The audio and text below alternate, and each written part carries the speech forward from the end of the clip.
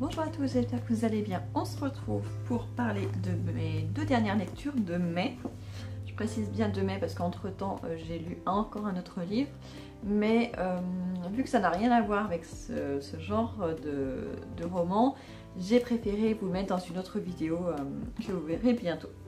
Donc j'ai lu Les amandiers fleurissaient rouges de Christian Signol ainsi que L'Institut de Stephen King. Alors, donc ça faisait partie de ma palle depuis un petit moment, fin 2023, début 2024, je pense. Donc, on est avec Christian Signol, donc, qui est un conteur d'histoire, véritablement. J'avais lu Les Noëls Blancs et Les Printemps de ce monde, les deux tomes d'une même... enfin, c'était les deux tomes d'une duologie, que j'avais adoré, ça a été un véritable coup de cœur. Et du coup j'avais envie de découvrir d'autres livres de cet auteur. Bien sûr je ne lis pas le résumé, vous le savez, donc je me suis juste fiée à la couverture et au titre. Donc je ne savais pas du tout de quoi ça parlait. Et donc je me suis retrouvée en 1936 en Espagne, en pleine guerre civile espagnole. Une période que je ne connaissais pas beaucoup, vraiment juste les grandes lignes, mais... ouais, je ne savais pas quand est-ce que ça commençait exactement, quand est-ce que ça finissait exactement, qui étaient les protagonistes, donc c'était assez flou. Et l'auteur ne nous dit rien de plus à ce sujet. Il nous plonge voilà, parmi cette période en Espagne, plutôt la partie nord-est, voire est, voilà, plutôt en Aragon. Et voilà, il nous fait pas un récap de comment ça a commencé ni pourquoi, donc je me suis retrouvée un petit peu perdue. Mais donc en gros, on suit une jeune femme qui s'appelle Soledad, qui est vraiment très jeune. Elle vit seule avec sa mère dans une petite maison. Son père est mort il y a très longtemps quand elle était petite. Et donc elles se débrouillent toutes les deux. Elles ont un petit morceau de terre qu'elles cultivent et elles arrivent comme ça à se débrouiller pour se nourrir, pour en vendre. Donc elles vivent chichement, mais voilà, dans un confort quand même assez rudimentaire, mais qui leur suffit. Et en fait, elle est très amoureuse d'un garçon qui s'appelle Miguel depuis son plus jeune âge. Et ils avaient toujours pensé qu'ils finiraient leurs jours ensemble. Et sauf que la guerre menace tout ça. Et lui, il doit partir, enfin il veut s'engager du côté des républicains, je crois. En tout cas des résistants. Et du coup, il lui dit qu'il part le lendemain, mais avant qu'il veut l'épouser. Donc ils vont se marier en cachette, ils vont aller voir le père, se marier en cachette et ils vont passer la nuit suivante ensemble. Et il part le lendemain et c'est la dernière fois qu'elle le voit. Et quelques mois plus tard, elle va apprendre, quelques semaines plus tard, elle va apprendre qu'elle est enceinte justement. Alors, donc, c'est assez... Il y a plein de choses à dire sur ce livre, mais je ne sais pas si je vais penser à tout et si je vais bien réussir à me faire comprendre pour tout. Christian Signol est un conteur, donc il nous raconte une histoire. Il ne nous explique pas le pourquoi, le comment, voilà. C'est à nous de nous débrouiller pour aller faire nos recherches, pour savoir ce qui s'est passé avant 1936 pour qu'il se retrouve dans cette situation-là. Mais donc on va suivre Soledad à partir de 1936 jusqu'en 1939 je crois, 39, 40. Et du coup on va voir comment elle va gérer l'arrivée de cette grossesse, ce qui va se passer, comment sa mère va réagir, comment elle va faire par la suite, est-ce que la guerre va s'intensifier, est-ce qu'ils vont se retrouver dans une zone de guerre. Donc il va se passer plein de choses. Bien sûr Soledad à un moment donné va être obligée, elle va faire le choix de quitter son petit village pour suivre quelqu'un et elle va à nouveau être séparée de cette personne et elle va se retrouver à un moment donné toute seule avec son bébé et ça va être très angoissant à la fois pour elle mais aussi pour nous parce que l'auteur nous fait énormément de descriptions en fait des paysages, de ce qui se passe mais pas trop des sentiments des personnages. On en a quelques-uns mais disons que c'est quand même assez succinct. En tout cas, moi j'ai eu beaucoup de mal à m'identifier aux personnages, que ce soit Soledad ou aux autres. J'ai beaucoup d'empathie pour eux par contre. Et le problème de ce livre, c'est que c'est quand même très très long. En tout cas dans la première partie, jusqu'à la page 250, il se passe pas grand chose, c'est très lent. Et en même temps c'est réaliste parce qu'en effet, dans cette période-là, si on était à la place de Soledad, je pense qu'on aurait vécu la même chose. Et voilà, chaque jour est une épreuve, mais il faut continuer à avancer, il faut se battre pour son enfant. Voilà, il faut pas perdre espoir. Donc si elle n'avait pas eu son enfant, je pense qu'elle n'aurait pas réussi à aller aussi loin. Mais grâce à la force de ce bébé qu'elle doit protéger, elle arrive à faire des choses, à avancer tous les jours malgré la rudesse de la vie, de ce qu'elle vit. Donc c'est très très lent au départ. Je me suis ennuyée, c'est vrai, je me suis vraiment ennuyée. Ce n'est que à partir de la page 250 à peu près que déjà il a réussi à me faire pleurer. Alors que je m'étais ennuyée pendant 250 pages, donc c'est quand même assez fort. Et à partir de la page 250, il se passe un peu plus de choses, ça devient plus intéressant, on a un petit peu plus d'espoir et du coup ça avance. Alors on ne suit pas que Soledad, mais c'est vraiment la personne qu'on suit du début à la fin. Mais assez rapidement quand même dans l'histoire, on va suivre une autre personne qui est un jeune homme qui s'appelle, je crois que c'est Luis. Oui c'est ça, c'est Luis. Qu'on va suivre également, qui lui est un combattant. Il va croiser à un moment donné Soledad.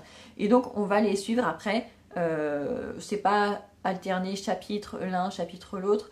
Souvent ils sont tous les deux dans le même chapitre, mais d'un paragraphe à un autre, on va changer de point de vue et de personnage. Donc ça c'était assez intéressant aussi. Et à un moment ces deux personnages vont arriver en France. Et du coup on va basculer non plus dans la guerre civile espagnole, mais dans les débuts de la de la Seconde Guerre mondiale. Et du coup c'est quand même une guerre, mais on change de protagoniste. Et c'est devenu plus intéressant. Alors, si moi j'ai trouvé ça plus intéressant, c'est peut-être parce que ça me concerne plus, parce que voilà, on nous parle depuis qu'on est tout petit des deux guerres mondiales. C'est vrai que l'histoire de l'Espagne, on l'aborde un petit peu, je crois. Ouais, on l'aborde un petit peu en cours, en troisième et en terminale. Quand on aborde la Seconde Guerre mondiale, on en parle un petit peu de Franco avant, mais c'est quand même très léger. Donc je pense que ceux qui vivent en Espagne et qui font leur scolarité en Espagne doivent justement maîtriser l'histoire espagnole, et du coup pour eux, il se passe sûrement beaucoup plus de choses, ils en savent sûrement plus que nous. Donc peut-être que j'ai juste plus aimé la fin parce que je connaissais plus. Donc voilà, c'est un peu biaisé en fait parce que... voilà, parce que j'ai pas forcément assez de connaissances sur la guerre civile espagnole pour apprécier peut-être à juste titre cette partie de l'histoire, peut-être. Et ce qui est marrant, c'est que quand j'ai commencé ce livre, je l'ai commencé un lundi soir, je crois que c'était le lundi de Pentecôte ou quelque chose comme ça. Et le lendemain, je suis allée au collège récupérer mon fils. Et dans le hall du collège, il y avait une exposition justement sur les réfugiés espagnols, donc qui fuyaient la guerre civile espagnole et qui se retrouvaient en 1939 justement en France, donc dans le sud-ouest. Donc ils sont passés souvent du côté Perpignan, Saint-Cyprien et tout ça, et sont remontés sur Toulouse et sur le Lot-et-Garonne, la Corrèze et tout ça. Et du coup, d'avoir cette exposition qui parlait exactement de l'histoire qu'il y avait dans ce livre, du coup, je l'ai un petit peu attendu, peut-être 5-10 minutes, ça m'a permis de visualiser quelques planches de l'exposition, et j'ai trouvé ça hyper intéressant et ça tombait super bien, parce que du coup, j'ai pu aller un peu plus loin que ce qu'il y a décrit dans ce livre, via cette exposition dans le collège. Donc j'ai trouvé ça très chouette et c'était, voilà, ça tombait extrêmement bien. Et pendant que j'étais en train de lire celui-ci, j'ai mis presque une semaine à le lire quand même.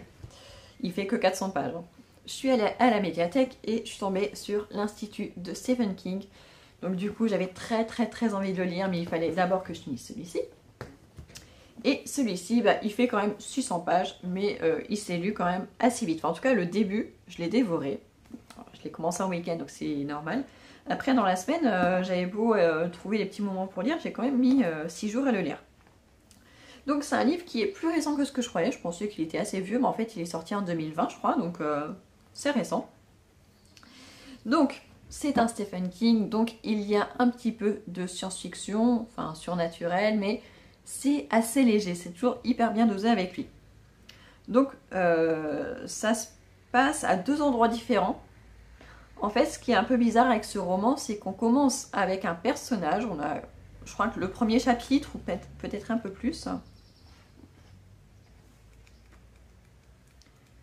Voilà, on a plusieurs chapitres, on a toute une première partie qui s'appelle Le Veilleur de nuit, qui est consacrée à un personnage. Voilà, on les explique pourquoi il est là, qu'est-ce qu'il a fait et tout ça, un petit peu sa vie. Donc ça fait quand même 50 pages. Et après, on ne le voit plus, ce personnage, on n'entend plus parler de lui, jusqu'à je crois, les 2/3. Ouais. Après, entre la page 50 et la page 300, on n'entend plus parler de ce personnage. Donc c'est un petit peu déroutant. Mais bon, on se dit, bon, on le verra plus tard, c'est pas très grave. Et donc à la page 50, on arrive vraiment dans le cœur de l'histoire. On arrive avec Luc, qui est un garçon de 12 ans, qui est très intelligent, qui est surdoué. Il est dans une école spécialisée pour enfants surdoués, tout ça. Et il passe des examens et à la rentrée, visiblement, il doit rentrer au MIT, un truc comme ça. Mais il se passe quelque chose, il est kidnappé en pleine nuit par des individus. Il le kidnappe et il l'envoie dans un institut qui est dans le Maine. Et cet institut est assez bizarre. Déjà, quand il se réveille dans une chambre qui est très semblable à la sienne. Tous les détails sont là, sauf qu'il n'y a pas la fenêtre vers le jardin. Voilà, en fait, c'est une fausse chambre. Ils ont reconstitué sa chambre, mais il n'est pas dans sa chambre. Donc déjà, ça, c'est déroutant. Et du coup, il se retrouve dans un institut où il a sa propre chambre, décorée comme la sienne dans sa propre maison. Et quand il se réveille, il va rencontrer d'autres enfants qui ont plus ou moins le même âge que lui, on va dire entre 10 et 16 ans à peu près. Et il va tomber notamment sur Kalisha qui va lui expliquer un petit peu ce qui se passe dans cet institut, ce qu'il va subir comme traitement, et va lui expliquer comment ça fonctionne tout simplement. Et on a quelques personnages qui sont de l'institut, notamment les intendants, qui sont là pour nettoyer les chambres, pour leur servir à manger, voilà, ce genre de choses. Et en fait, on se rend compte que tous les enfants qui sont amenés dans cet institut, soit sont des télépathes, enfin ont des dons, soit de télépathie, soit de télékinésie. Et du coup, dans cet institut, il y a des médecins, des chercheurs qui font des expériences sur ces enfants-là. Ils vont leur faire subir des piqûres, tout un tas de tests pour notamment tester quels dons ils ont, s'ils peuvent les augmenter, les réduire. Enfin, on voit qu'il y a beaucoup de choses, mais pour l'instant, on ne sait pas grand-chose. Je ne peux pas vous en dire plus parce que sinon, je vais tout vous révéler de l'histoire. Mais du coup, voilà, on est plongé dans cet institut avec des enfants qui sont tous kidnappés, qui ont à peu près tous les mêmes pouvoirs, mais on ne sait pas pourquoi ils sont kidnappés exactement, ce qu'ils subissent, pourquoi. Donc c'est un vrai mystère, mais c'est tout dévoilé dans les dernières pages. Alors, comme l'autre, il y a eu des longueurs. Voilà, dans celui-ci, je me suis ennuyée sur les 250 premières pages. Là, je ne me suis pas ennuyée dès le début, mais vers le milieu, il s'est quand même passé un certain moment où on était avec les enfants, où c'était assez répétitif, et du coup, ça devenait trop long. Donc, c'est pas... D'habitude, ça me dérange pas dans les romans de Stephen King, parce que même si c'est long, il y a toujours quelque chose qui se passe, qui se met en place. Et là, ça mettait vraiment beaucoup de temps à se mettre en place. Mais les 200 dernières pages, en revanche, se passent très vite. Elles sont très page-turner, c'est haletant. Et on a envie de savoir ce qui va se passer. On vit avec les personnages, avec Luc, avec les autres enfants. Et ça fait se poser des questions parce qu'on se dit, oui, certes, c'est la science-fiction, mais une partie pourrait être vraie. Et du coup, ça fait poser des questions parce que on a à la fois un thriller, on a à la fois un petit peu de science-fiction, on a à la fois un petit peu d'historique parce qu'à la fin, il nous révèle quand même, il s'appuie quand même sur des faits qui se sont vraiment passés par le passé. Et du coup aussi, ça pourrait très bien être probable. Finalement, on ne sait pas tout. Il y a des instituts secrets, il y a des expériences qui sont menées par la CIA et plein d'autres organisations dans le monde. Donc on se dit, peut-être que ce genre de choses existe et ça fait froid dans le dos en fait. Mais voilà, donc c'était encore une bonne découverte et une bonne lecture de Stephen King. Pas mon préféré, mais franchement, il était pas mal. Donc il faut savoir qu'il y a un petit peu de longueur vers le milieu, mais après, ça passe tout seul. Donc voilà pour mes 2 dernières lectures du mois de mai. Donc au mois de mai, je vous avais demandé de choisir ma pile à lire. Et au total, on avait sélectionné 8 au lieu de 5, parce qu'il y a eu des ex-aequo. Et finalement, donc sur les 8 que j'avais prévu de lire au départ, j'en ai lu quand même 6. 1, 2, 3, 4, 5, 6. Oui, c'est ça. J'en ai lu 6 sur les 8 qui étaient prévus. Donc c'est franchement pas mal, je trouve. Les 2 derniers, je les ai pas lus. Finalement, j'aurais eu le temps. Mais voilà, je trouvais que c'était pas vraiment le bon moment. C'était un témoignage. Et l'autre, je sais plus ce que c'était. Ça me revient plus, mais bon, en tout cas, je suis très contente parce que j'avais très envie de lire celui-ci. Ça faisait un petit moment que j'avais envie de lire un King, et donc c'est fait. Donc je pense que la prochaine fois que j'aurai une pile à lire qui est trop importante ou trop nombreuse, bah, je reviendrai vers vous pour m'aider à les choisir. Là, il y a quelques titres dans ma pile à lire que j'ai franchement plus du tout envie de lire, donc je sais pas si je vais les conserver ou pas, notamment un Jean-Christophe Granger, parce que j'en ai lu quand même pas mal ces derniers temps, de cet auteur, je crois 3. Et c'est pas fou, voilà, donc je sais pas si j'ai envie de lire, en plus c'est un gros livre, donc je sais vraiment pas si j'ai envie de le lire, là ça me dit rien, donc je sais pas si je vais le conserver ou pas, donc voilà, j'aurais peut-être un tri à faire, mais en tout cas pour le mois de juin, j'ai déjà des idées, je sais que, enfin là déjà j'en ai lu un qui n'est pas un roman, je suis en train de lire le 2e, ce qui était assez court. Je sais qu'il y a des auteurs que j'ai envie de lire, mais j'ai pas forcément les livres à la maison, il faut que je regarde à la médiathèque, notamment Bussy, Franck Tillier. J'ai plusieurs livres de cet auteur, mais dans les plus récents, et j'aimerais vraiment recommencer au début, donc il faut que je regarde à la médiathèque s'ils les ont.